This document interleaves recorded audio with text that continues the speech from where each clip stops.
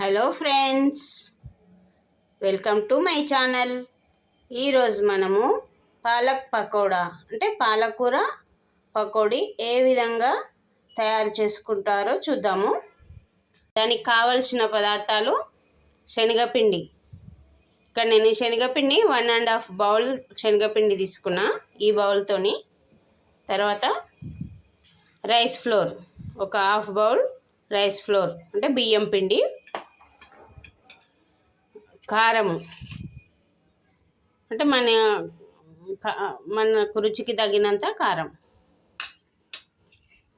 ఉప్పు సాల్ట్, రుచికి తగినంత సాల్ట్. తర్వాత వాము అంటే పకోడీకి కానీ మనకి బజ్జీలకు కానీ వాము వేసుకుంటే చాలా టేస్టీగా ఉంటుందండి. తర్వాత అల్లం వెల్లుల్లి పేస్ట్ అండి. అంటే కొందరు వేసుకుంటారు, కొందరు వేసుకోరు. మీకు ఇంట్రెస్ట్ ఉంటే వేసుకోండి. నాకైతే అల్లం వెల్లుల్లి పేస్ట్ వేస్తే చాలా టేస్టీగా ఉంటుందండి. మేము ఎప్పుడు యూజ్ చేస్తాము. నెక్స్ట్ పాలకూర నేను ఒక 3 కట్టలు మీడియం సైజు కట్టలు తీసుకొని వాటిని కాడలు కట్ చేసుకొని, అంటే కాడలు తీసేసిన, ఓన్లీ ఆకులు తీసుకున్నా. మరీ సన్నగా కాకుండా కొంచెం ఆకులుగా ఉండేటట్టు కట్ చేసుకున్నాం. నెక్స్ట్ ఇవి ఒక 3 పచ్చిమిర్చి తీసుకొని వాటిని మధ్యలోకి చీల్చి హాఫ్ కట్ చేసుకున్నాండి ఇట్లా. ఇప్పుడు మనం పిండిని ఎలా కలుపుకుంటామో చూద్దామండి. అంటే ఇప్పుడు శనగపిండి తీసుకున్నా నేను 1.5 కప్పు శనగపిండి తీసుకుంటున్నా దీంతోని. అంటే ఇప్పుడు నేను ఏంటంటే ఆల్రెడీ నేను ఈ శనగపప్పులో ఒక రైస్ వేసి పట్టించుకున్నాండి. అందుకే నేను ఒక 2 kgs శనగపప్పుకి 1/2 kg రైస్ వేసి పట్టించుకున్నా. అందుకే నేను ఇక్కడ 2 కప్స్ శనగపిండి మాత్రమే తీసుకుంటున్నా. ఎందుకంటే ఇందులో ఆల్రెడీ నేను రైస్ వేసి పట్టించుకున్నా కాబట్టి పిండి. ఓకే. నెక్స్ట్ ఒక 2 టీ స్పూన్ల కారం తీసుకున్నా.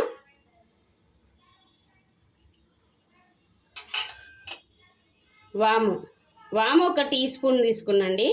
దీన్ని బాగా ఇట్లా చేతిలో పోసుకొని ఇట్లా నలచాలండి. బాగా ఇట్లా అని వేసుకుంటే టేస్ట్ బాగుంటుందండి.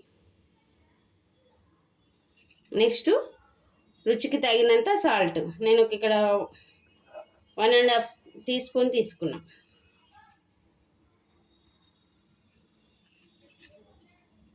అంటే మేము సాల్ట్ కొంచెం ఎక్కువ తింటామండి, ఎక్కువ తీసుకున్నాం. మీకు ఇంట్రెస్ట్ ఉంటే తీసుకోండి, మీరు ఎట్లా తింటారో అట్లా చేసుకోండి.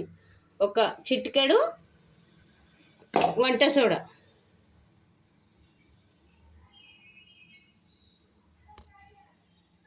ఇప్పుడు ఏం చేయాలండి, ఇప్పుడు దీంట్లో కొంచెము నేను ఒక టీ స్పూను అల్లం వెల్లుల్లి పేస్ట్ తీసుకుంటున్నాను.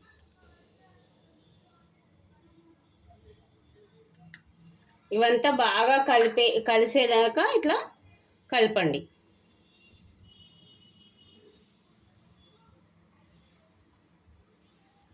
కలిపిన తర్వాత దీంట్లోకి మనం కట్ చేసి పెట్టుకున్న పాలకూర తీసుకోండి.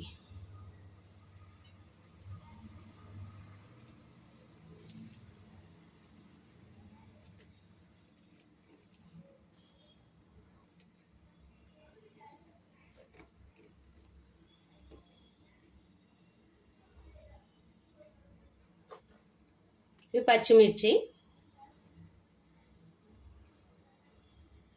ఇవి తీసుకొని మనము వాటర్ వేసుకోవద్దండి. మనం ఆల్రెడీ పాలకూర కడుక్కున్నాం కదా, దీనికి వాటర్ ఉంటాయి. ఈ వాటర్తోనే మనము కలుపుకోవాలి. ఒక అవసరం అయితేనే లైట్గా కొన్ని వాటర్ వేసుకోవాలి. పాలకూరలో ఉన్న వాటర్ సరిపోలేదండి, ఇంకా కొన్ని వాటర్ వేసుకుంటాం లైట్గా. కొంచెం అడుగున ఇంకా పిండి ఉంది, లైట్గా కొన్ని ఒక 2 టీ స్పూన్ల వాటర్ వేసుకున్నాను అంతే. ఇప్పుడు సరిపోయిందండి.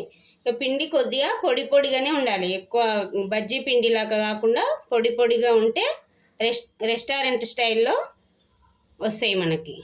ఇట్లా ఈ విధంగా ఉండాలి. ఓకే అండి, పిండి కలపడం అయిపోయింది. ఇప్పుడు మనము స్టవ్ ఆన్ చేసుకొని కడాయి పెట్టుకొని అది ఆయిల్ వేడెక్కాక మనం ఇవి డీప్ ఫ్రై చేసుకుందాం. ఫ్రెండ్స్, మనము పకోడీ ఏ విధంగా వేస్తారో చూద్దాము. ఆల్రెడీ నేను కొన్ని వేసాను, అది వీడియో రాలేదు, అందుకే ఇప్పుడు మళ్ళీ వేసి చూపిస్తున్నా.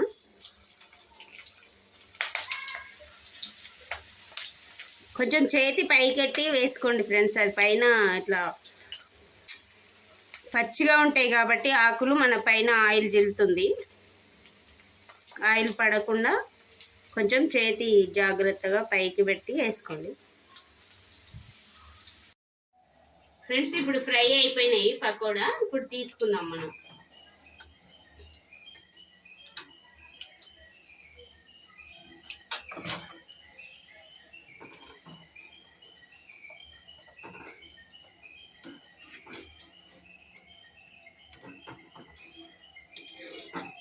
మనం ఇప్పుడు సర్వింగ్ ఇవి ఫ్రై అయిపోయినాయి, దీంట్లోకి సర్వింగ్ బౌల్లోకి తీసుకొని ఇవి సర్వ్ చేసుకుందాం